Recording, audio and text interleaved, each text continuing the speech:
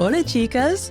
Welcome to Encuentras Your Voice podcast, where Latinas share their journeys from ancestry to authenticity, showcasing their aha moment of self-discovery. That moment that led them to their best life in self-love and thriving success. I'm your host, Consuelo Crosby, here with you every Wednesday at 5 p.m. sunny California Pacific time to amplify voices of Latina visionaries, change makers, and leaders who share their stories to create space for all of us to discover our own journey, gifting us a place of belonging and feeling understood. This is a place of positivity where we learn more about the truth of our cultura, our comunidad, and our heritage to turn our unheard stories into brilliant legacies for the entire world to know. And today, we have a really amazing woman who has spent her lifetime nurturing and supporting the Spanish culture, both at its origins and here in the U.S., through its most beloved cultural component, wine. El vino. You won't believe what she has been through. Literally what movies are made from. All based on her love of Spain. And what's not to love? The wine is the heartbeat of gathering with friends, gregarious conversations, celebrations, and for Spain, an economic power that fuels livelihoods and a loving, authentic culture. So now would be a great time to grab a glass and lean into this rare story if you're a wine lover, a Spain enthusiast, a history buff, you name it. This episode is for you. Building upon her 30 years of expertise in the Rioja wine region, Ana Fabiano is passionate about a healthy, holistic approach to living, which is prevalent in Rioja. Her holistic approach encompasses bringing the culture, heritage, and tradition of the Rioja wine region into lives to experience from everywhere, including here today. Her story begins as she ventured off to the University of Madrid in the early 80s to immerse herself in that love, only to be caught in a military coup as the country struggled for democracy just after the dictator Franco had died. Oh yeah, there was Spain before you know Spain as it is today. She was so captivated by the passionate Catalonians that Ana was determined to help Spain thrive economically. She was literally the first woman hired by the Spanish embassy in New York as a commerce catalyst to establish Rioja wines here in the U.S., an economic power for Spain. We dive into everything here. The three components of wine that must be in place in order for them to be authentic. Yeah, no tech bro wines here. You'll be learning about the luscious Rioja region and wine, what it looks like, the vision Ana paints, and even empowering women to be present in spaces they really do belong. Can you believe that 50% of Rioja wineries are owned by women, while only 14% are here in California? That is why we bring you the authentic stories that change your views, your visions, and minds toward making this world yours. So lean in, close your eyes, and revel in the stunning landscapes of Spain as shared by Ana Fabiano. Welcome, Ana, to Encuentras Your Voice podcast. We're so grateful for your time here and eager to listen to this journey because this is an epic one, not only for your accomplishments and what you've done, but also for the fact that it is rarely been told at a time when no microphones were being held for women. So we're so grateful you're here with us. It's wonderful to be here, Consuelo, and an honor and inspirational too. I can't believe we met, but I'm so grateful because, one, I love Rioja wine. That was my first introduction in Spain wines when I was there in 1999 in the Rioja region. And having a woman representing it and from that time is blowing my mind. So why don't you share that story with our listeners? My journey with wine and with Rioja wine really began with democracy. And people often will say, how did you get into the wine business? I wanted a job. How did you get this? And it really began with democracy. And that was the starting point. Obviously, this is a significant topic now, decades later in the world. But in Spain, it was a time that they were in transition to democracy, which was officially 1978 to 1982. And I was studying in Spain and actually even lived through a coup. It was life-changing, life-altering. The Spanish Civil War was a brutal civil war that only lasted 3 years. But to see that in the eyes, there was a lockdown and the matron, saying, close the blinds, buy olive oil. This was what they did. That there were phones in the homes. It was still, transition to democracy. So you had to go to the Telefonica and the central was great to make a phone call. And it was a very exhilarating time. And I wanted to be part of it and part of this movement, really, to levantar, to rise up a whole country. And, I think through that passion and that spirit and that intention on a roadway, I became the first American hired at the Embassy of Spain in their trade office in New York. And there they had to invest in different industries to build up their economy and privatize these industries. Of course, there's ones that don't have so much cachet, but wine is one that did have that cachet and that great potential.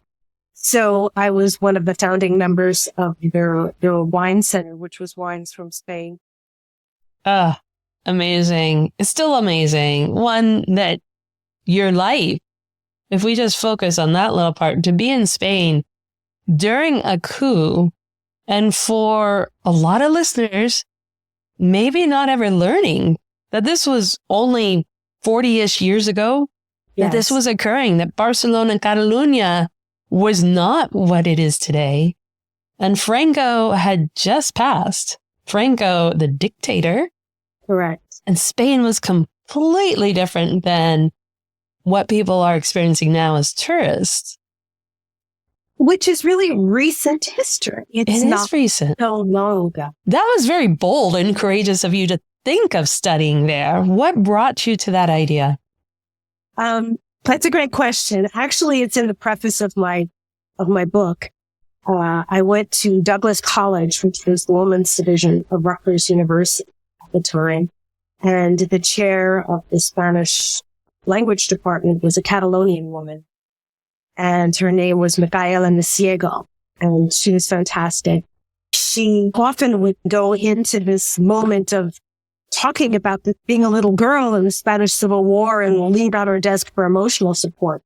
And they had a exchange program with Mexico, but she was adamant that if you want to learn perfect Castilian, you need to speak Castilian. You need to, 1, study in Spain, and 2, not hang out with a bunch of Americans, but make friendships with Spaniards. And I was very studious and very academic. And till this day, I love to research and I love to study. And I followed, her instructions and I hightailed off. And that's where we were at the University of Madrid. A lot of what you see in Spanish films about what the era in the late 20th century looked like on the ground is all very true. Really is all very true. Yeah, because I was there in 1981 and Barcelona was like a little village with a university, very campy, very like student hangout. Yeah. It wasn't the glitz that it is now. And I can't imagine, were there very many English speakers at that time in Madrid? No, that's a great question, Consuelo. There really weren't. And before I embarked on the research for my book, I got my mastery certification in Castilian from the Ministry of education that has the Cervantes Institutes located in different major cities. And they have a program called the DELE. And it's kind of like equivalent to, an MCAT and an LSAT, linguistically. And I did that because I knew there were so many scholars and old works that I needed to be able to comprehend and interview and understand, and that they didn't speak English. At that time, during the Franco era, English was not taught in schools. It was not promoted. And in Basque Country and in Catalonia, many of my professional peers and personal friends also said that they had to learn Basque or Catalan in underground schools.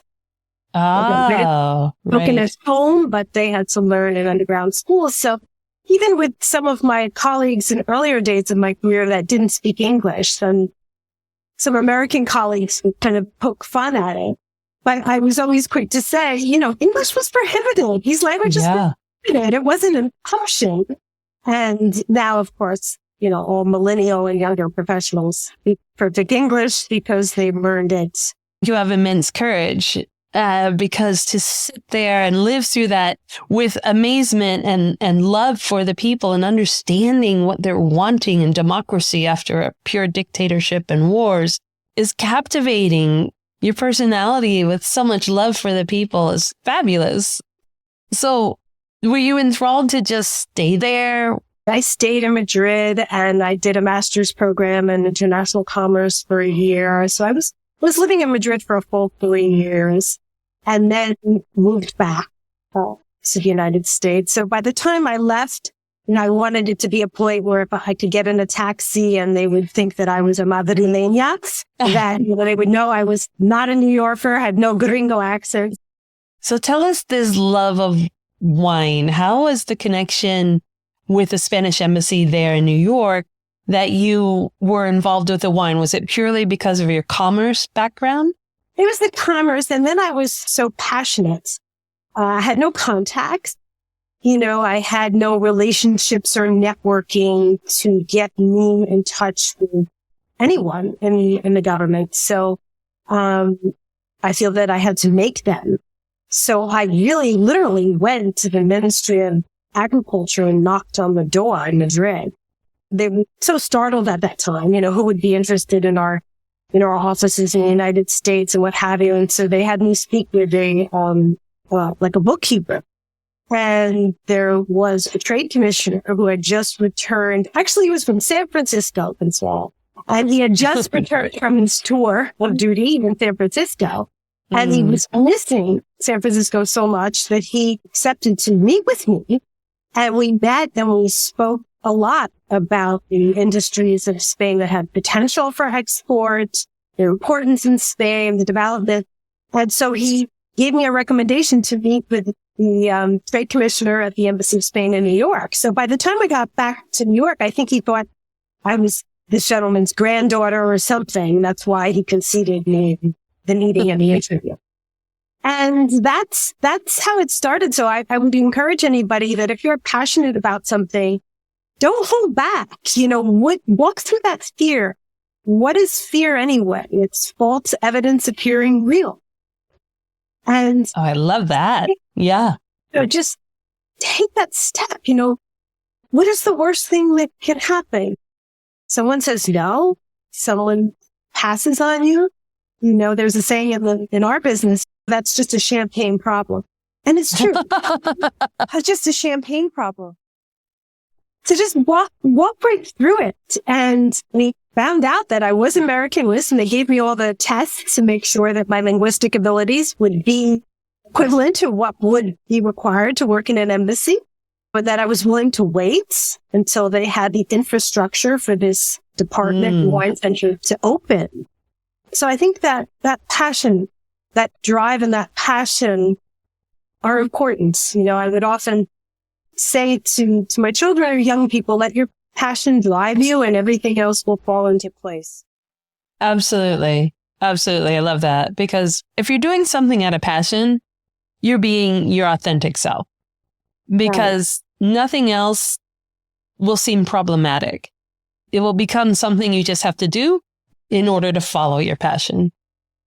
It's true. And from the wonderful women that you have interviewed on Encuéntranos Your Voice, I've really enjoyed hearing their journeys and their stories and the passion that's driving them through, if it's aligning with heritage or purpose or voice. Yeah, that's such an exciting thing, but you definitely and gratefully highlight just go knock on the door. Yeah. Which I don't think people even do anymore. They'll send an email, but that's never going to get it done. Just like sending a letter back then isn't going to get it done. There was a trash bin then. That's why it looks the way that it does on your screen. Yeah, but knocking on the door, that's so freaking bold. I just love your personality. Yeah. But it also brings up that historic element of at the time that you were there and studying and starting a career in commerce, international commerce, was there international commerce coming out of Spain at that time? It couldn't have been, right? Yeah, I think the biggest piece is that a lot of very important products from Spain were exported in bulk.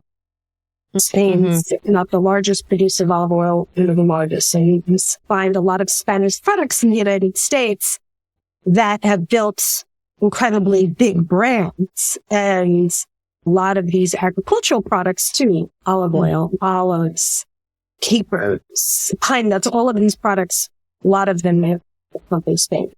With the evolution of the wine industry, the biggest wines that were very in the marketplace here would be the sherries from southern Spain, the fortified wine. True. And then also with Rioja at that time, a lot of what was exported was sangria, which was exported in bulk and then, maybe bottled under American brands or owned brands by American corporations. So what this was, privatizing these industries, was taking control of privatizing these sectors with tremendous potential for growth and economic value. So keeping the value of their commerce in their own country by using their own companies to sell the products to export instead of just the bulk, cheap, everyone on third party is going to make the money. Right. That's fascinating. Yeah, I love that. Were you knowledgeable of wines at the time?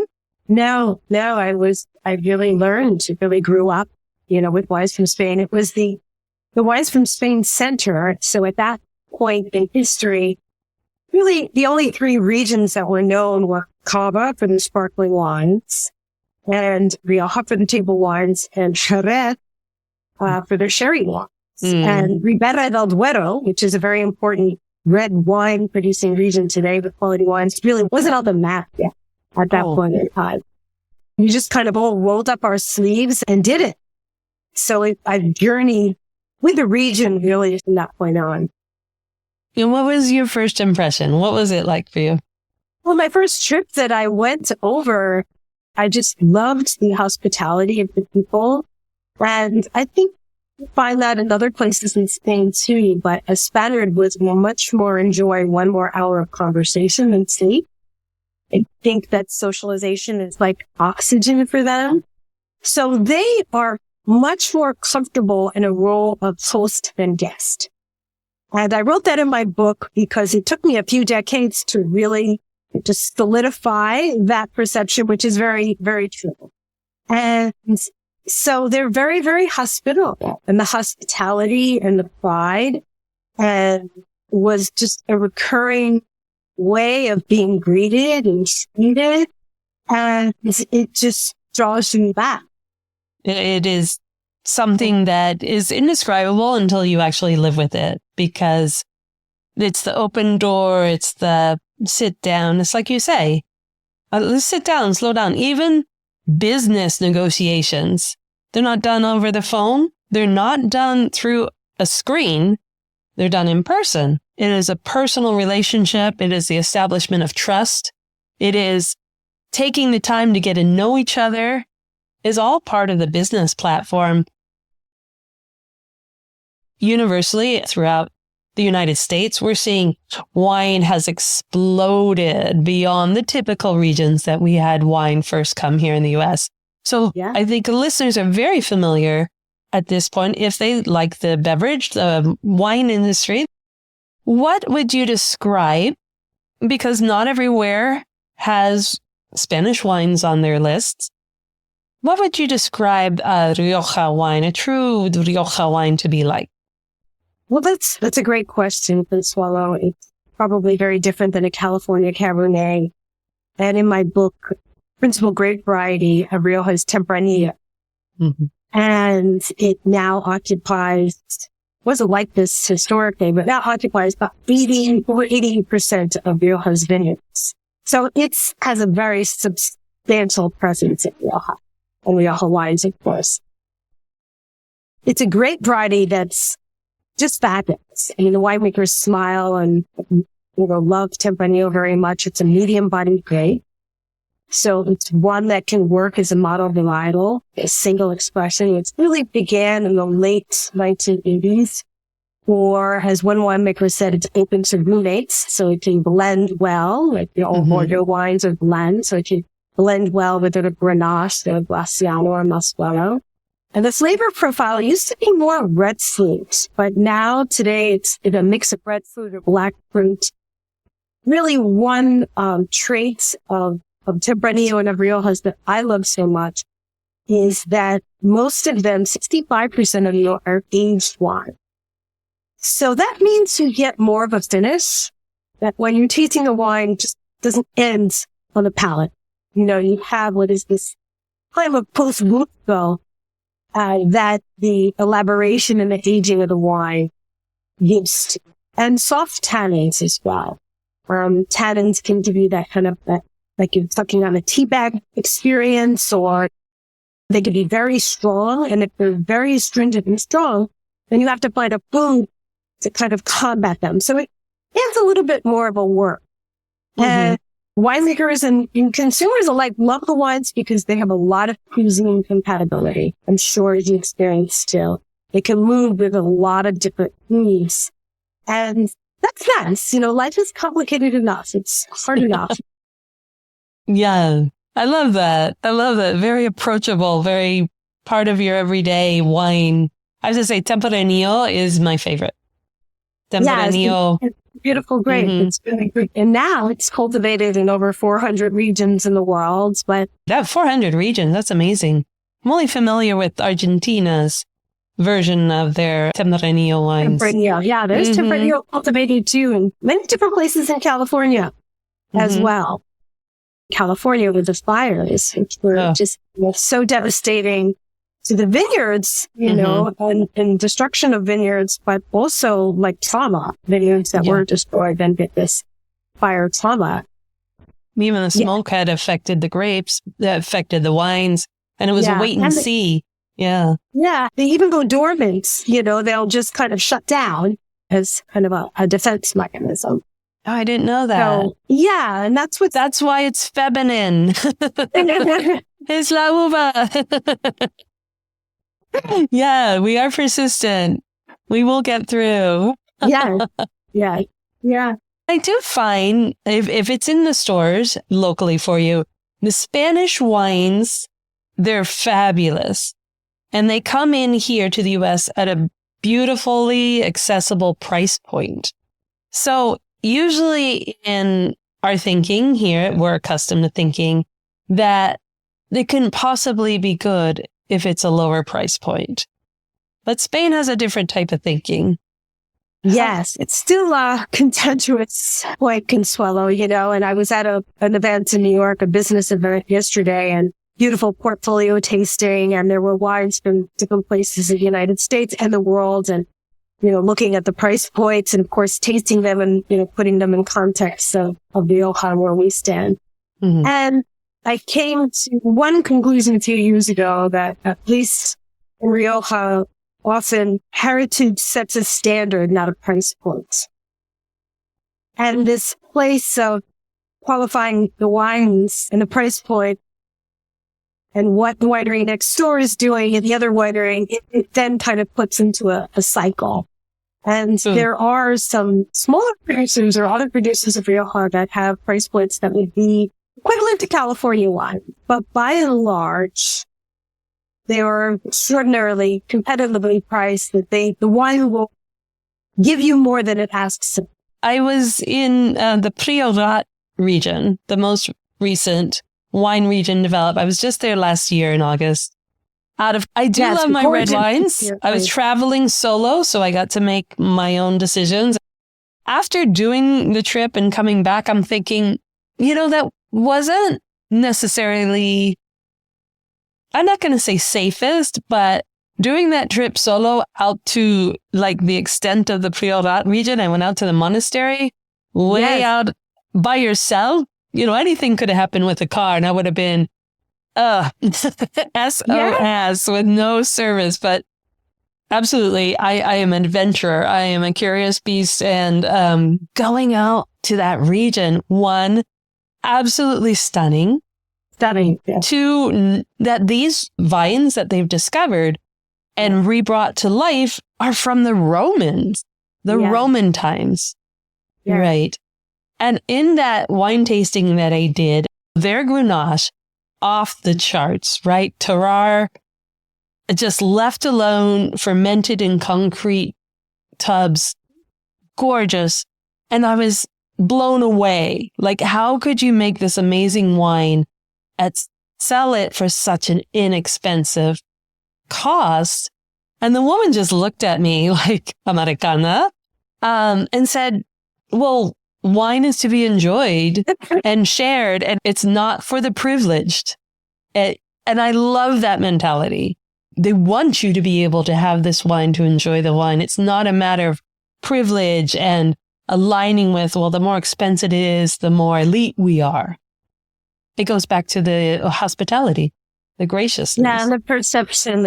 One of the key elements of my platform and the work that I do is really to promote and embrace authentic cultures of wine.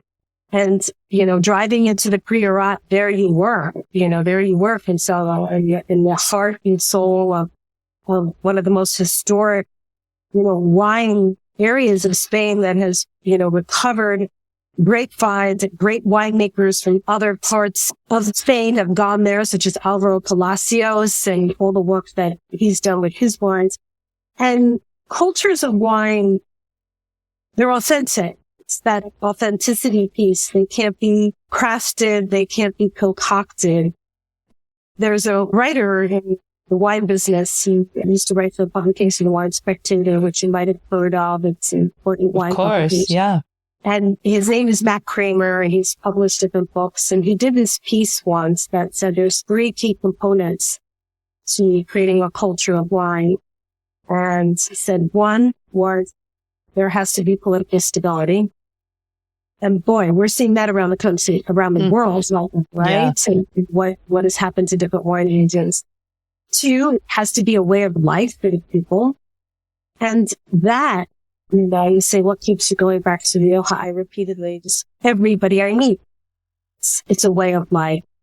And then, 3, it has to have economic importance. And that's true, right? It's a sustained way of life for the people in the area.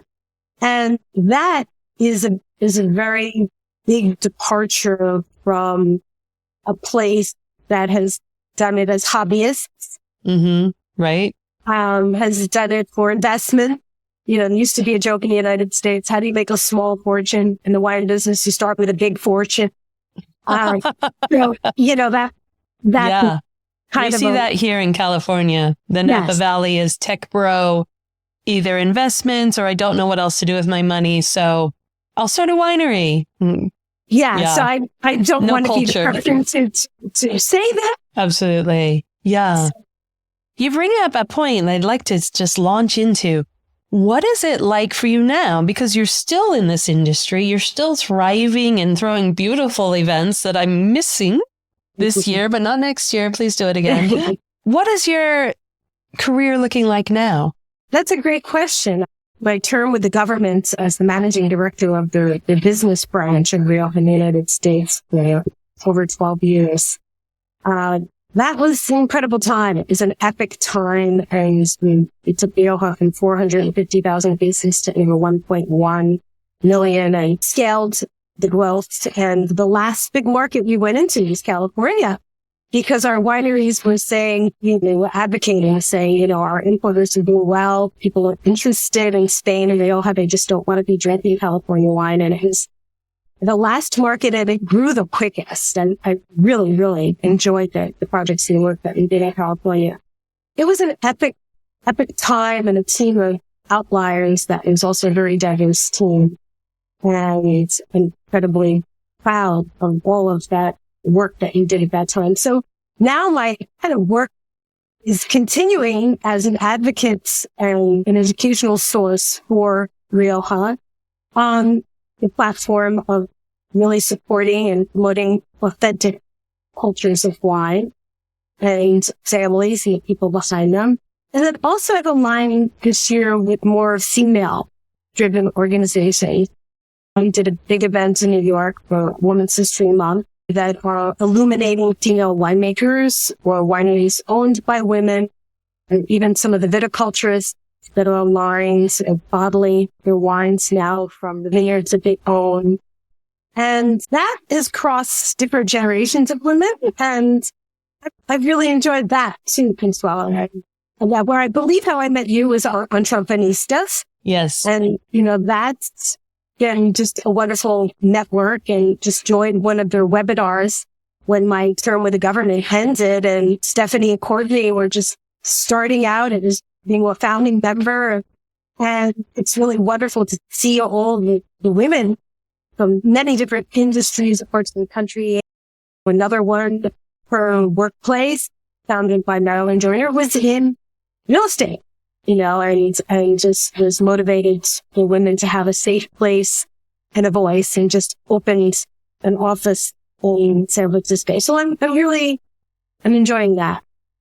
I love the advocacy for women and the journey in your life that brought you through to supporting women and creating your events, showcasing them.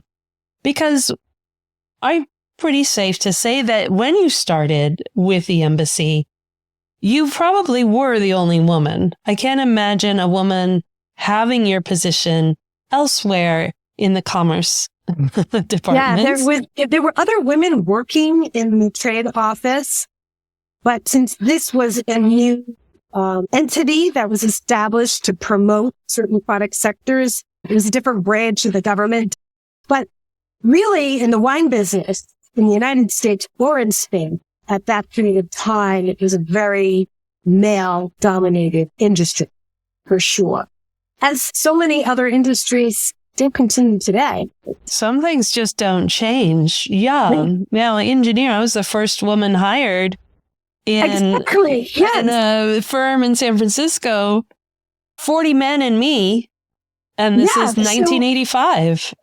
So you weren't even a 1%, right? No. In engineering? I mean, no women became Latina engineer in the 80s, Yeah. that's 0.00001%. Absolutely. Exactly. It takes a certain personality. That was unheard of. It was absolutely ridiculous. Grateful. Not my first choice, ridiculous. But to your credit, you're not thinking, oh, I can't go in this. Oh, imposter syndrome. There's no time for imposter syndrome when that's all there is and it's what you want to do. And I think, can we say that the reason we have Rioja wines here in the U.S. is because of the work that you and your team did during that time with the embassy? It was the greatest period of growth for sure. We have a lot of documented viewpoints of really the new placements that we made, the sales incentive programs, everything we did was related to a buyer. So it is very pointed, and it's not common for government entities to have a business branch. That itself is very uncommon. But our organization was really, catapulted from the exporters themselves in the wineries. They wanted support in the marketplace. A lot of budgets can easily get absorbed with public relations or special events. And, this was really hardcore getting into the marketplace, which is really, really hard work. Absolutely. Absolutely. Especially in a country that already has wines established. And at a time when people didn't really understand what wines meant. It was a typical, what kind of wine do you want, red or white? That was the extent. You've had a marvelous career. And I'm going to go ahead and be biased and lean towards, it took a woman to amplify the sales and introduce Rioja wines here into the U.S. to have a different way of looking, a vision, approaching business. We see that not only the need, but there's a vision of how it could be created. It's much different than our experience. Yeah, I think that's a beautiful point. The amount of communities that they've been able to bring together and such a supportive, like the energy is so positive and so supportive. And that's what I really love to see. The group of women that are taking that to uplift everyone. Nothing is secretive. Nothing is holding on to, nothing closed. Talk about scale women in business, scale women as entrepreneurs. Latina entrepreneurs were the greatest expanse in small business in the United States in the last couple of years. Yeah, so Latina really women alone. Yeah, Latina women alone are contributing 1.3 trillion to the United States economy. We have a similar organization of women, the We All Grow Latinas, were founded in Los Angeles by Ana Flores and Vanessa Santos. So we have them everywhere, and we should all be interconnecting to keep that thriving. I'm going to get your book here because, again, oh my goodness, this book, I love it. Okay. First of all, yow. Okay, is this tempting you? You're going to think this is like Instagram. It's insanely gorgeous. It's informative. The wine growers, the actual regions, the types of wine, seeing the pictures that many of these you wouldn't be able to get yourself. These are intimate inside the wineries, inside the wine caves. Just stunning. The historical aspect of it, the personal aspect of it. I just absolutely adore this book, The Wine Region of Rioja. And so for anyone wanting this, where would they best purchase your book?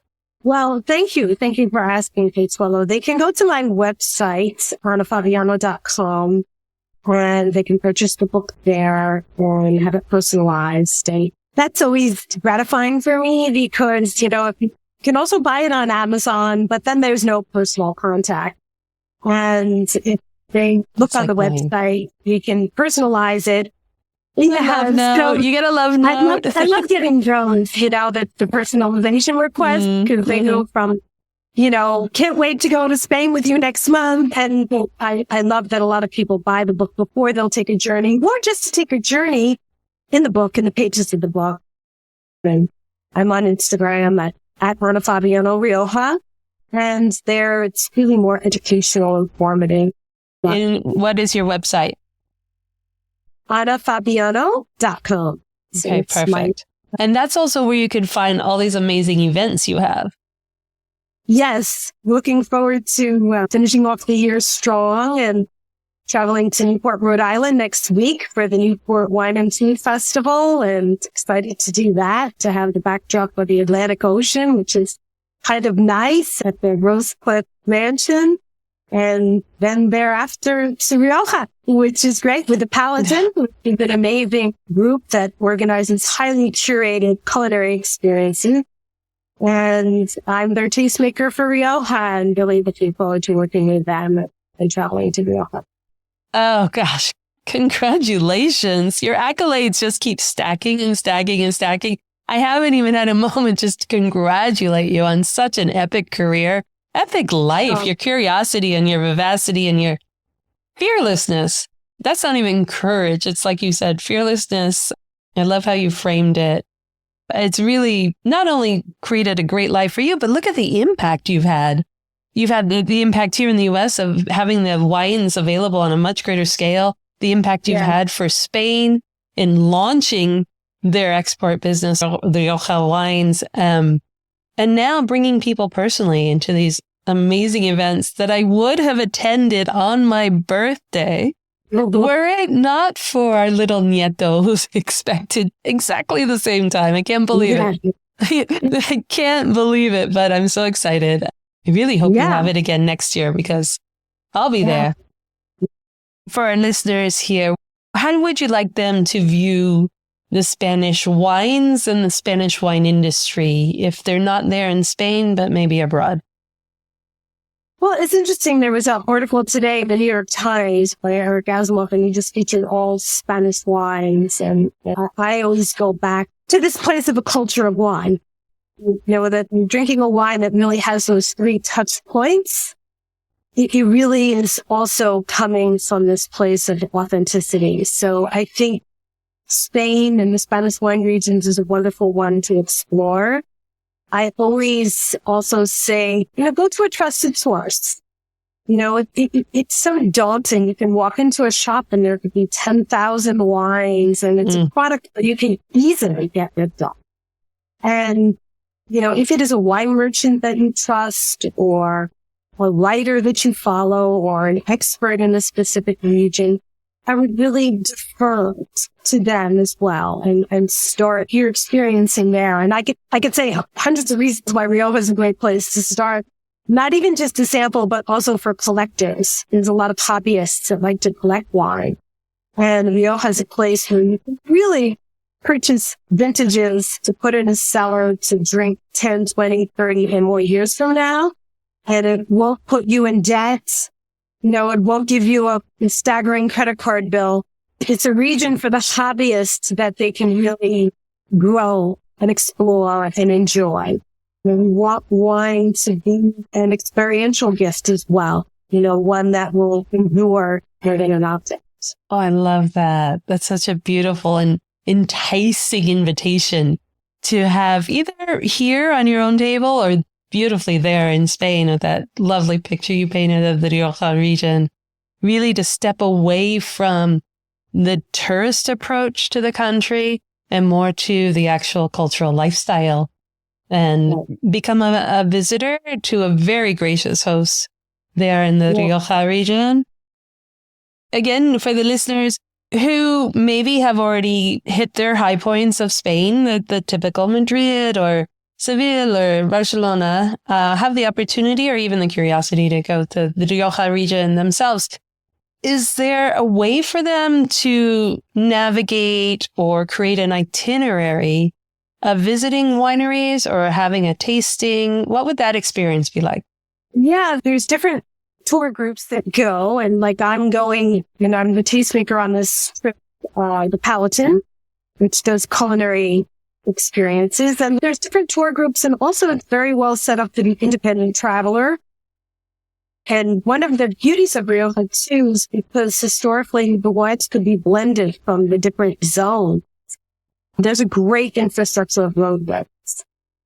The region is only 70 miles long and 30 miles wide, but you can easily, rent a car and travel the region, experience different areas, or make appointments with wineries on your own, or villages are just as beautiful as those in Tuscany, and just get lost for a while and see the beautiful wine villages.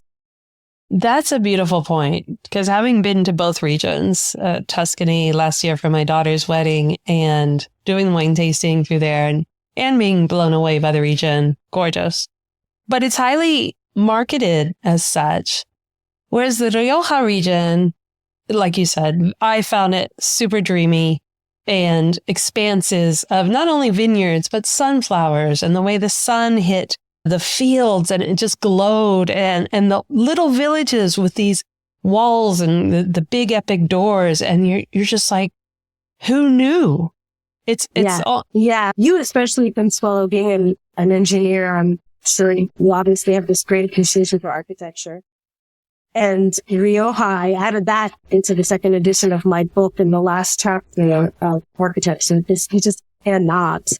And Rioja has the greatest concentration of architectural wineries from any wine region in the world.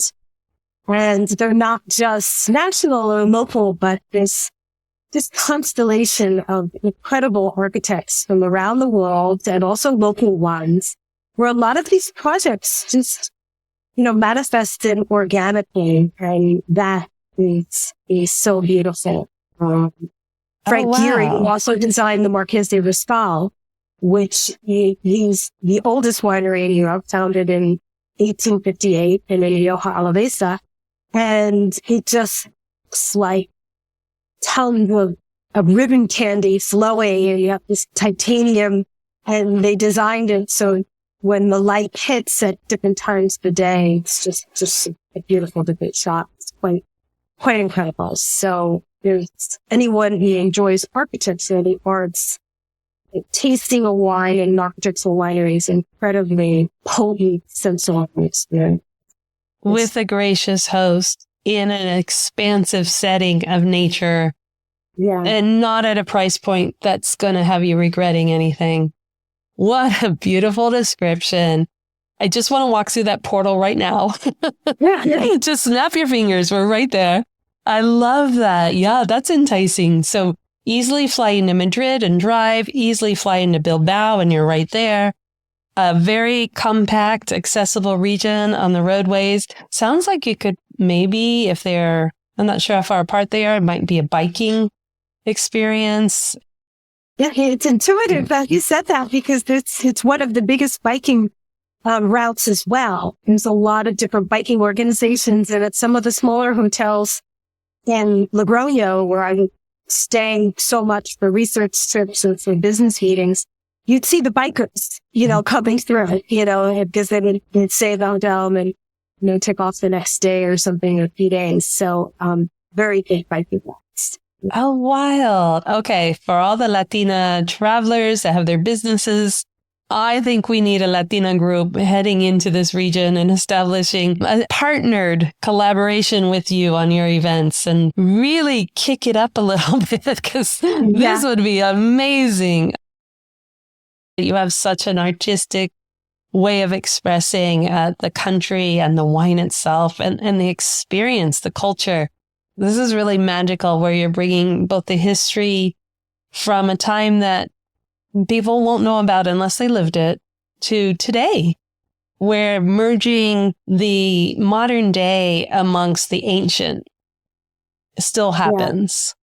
Yeah. I love that. It's inspiring to hear all the Latina businesses that are being formed, and this again would be wonderful to take a group and head to Rioja as well, because we have a very high percentage of female winemakers as well. They're in the region? In the Rioja region? And I'm very proud of that. That's great. Yeah. The number is almost 50% or more. And in California, for example, the statistic is 14%. Oh. In Rioja, a lot of it is, again, because of this culture of wine. These female winemakers have grown up or in their youth with the working harvest for their grandmothers and just were very interested, became just sparked and interested. And then as they grew up later in life, becoming a female winemaker was accessible. When we were talking about that before, what was accessible. Mm-hmm. And that is incredibly, exciting to say. I think they're juxtaposed the Latina guest and the Hispanic winemaker.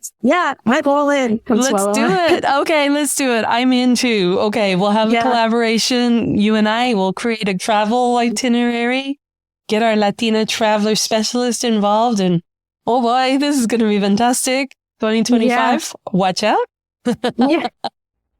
Amazing. So we've learned so much about you.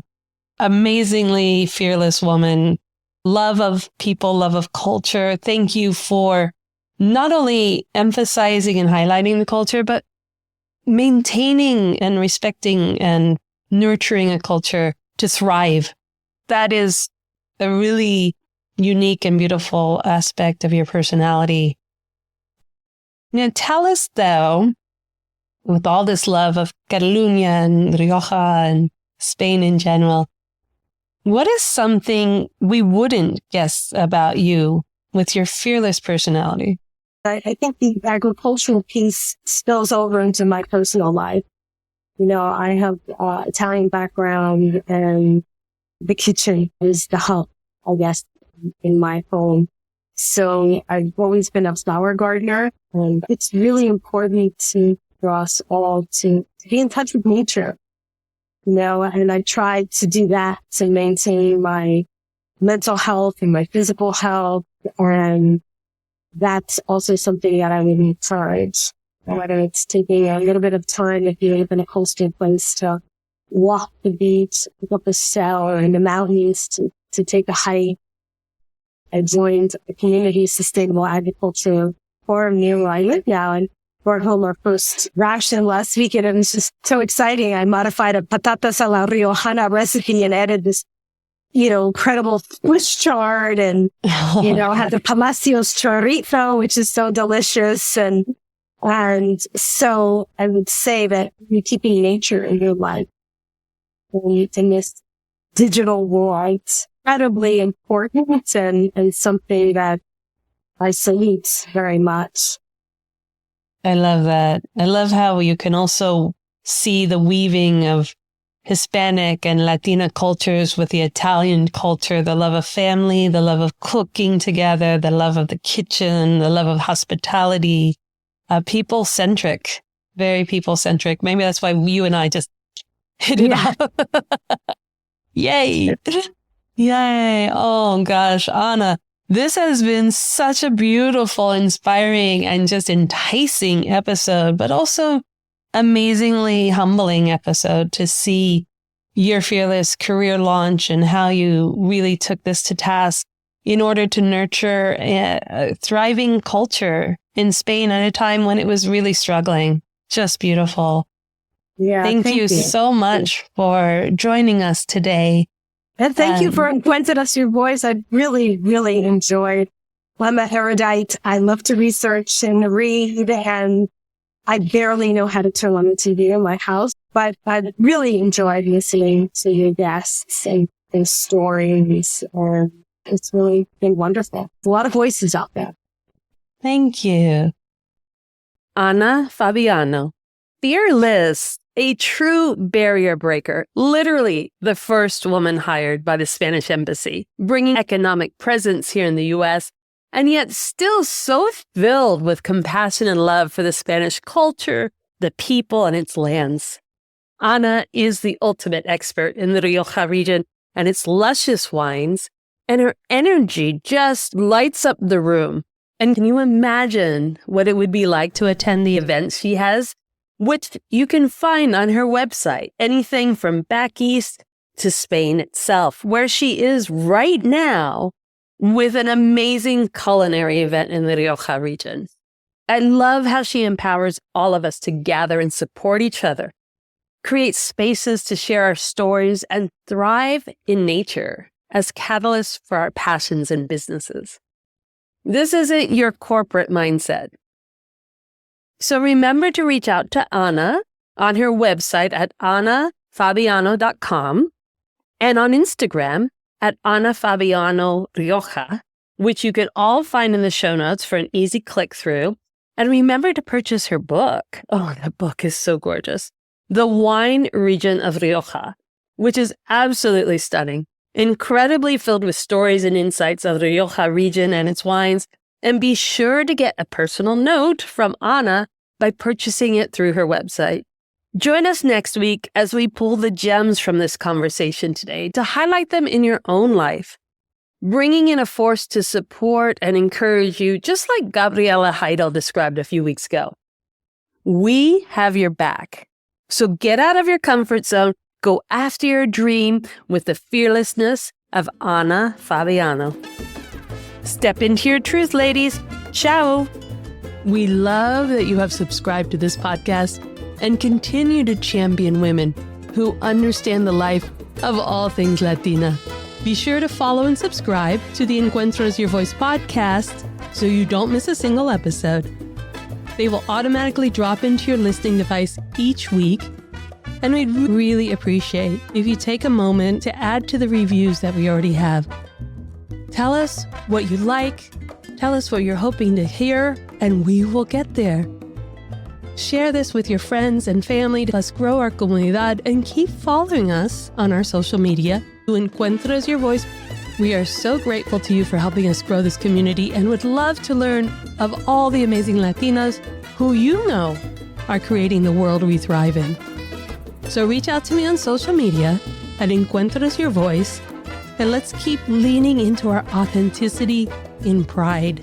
Help us make Encuentras Your Voice the place where you are 100% represented.